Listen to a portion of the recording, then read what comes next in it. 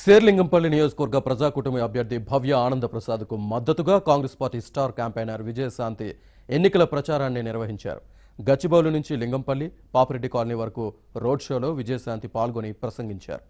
4.5 ఏళ్లలో KCR farm house, ప్రగతి భవన్కే పరిమితమయ్యారని, ప్రజల కష్టాలు పట్టించుకున్న పాపాన పోలేదని ఆరోపించారు.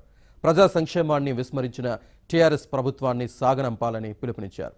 శేర్లింగంపల్లిలో ఆనంద్ ప్రసాద్ను భారీ మెజార్టీతో గెలిపించాలని ఆమె కోరారు. ఎమ్మెల్యేగా తనకు అవకాశం ఇస్తే నిత్యం ప్రజల మధ్య ఉంటూ సమస్యల పరిష్కారానికి కృషి చేస్తానని అన్నారు ఆనంద్ ప్రసాద్.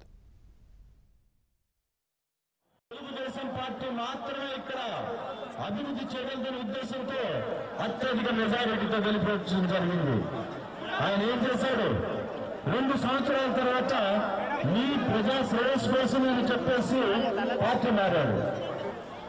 కానీ మీరు ఒకటి ఆలోచించండి, ఈ కాలనీ అంతా కూడా నేను తిరిగాను, డ్రైనేజ్ సిస్టమ్ సరిగ్గా లేదు, వాటర్ సప్లై లేదు, స్ట్రీట్ లైట్ సరిగ్గా లేవు, డామర్ ప్రాబ్లం. ఇవన్నీ మీకు కమ్యూనిటీ హాల్స్ లేవు, పబ్లిక్ పార్కులు లేవు,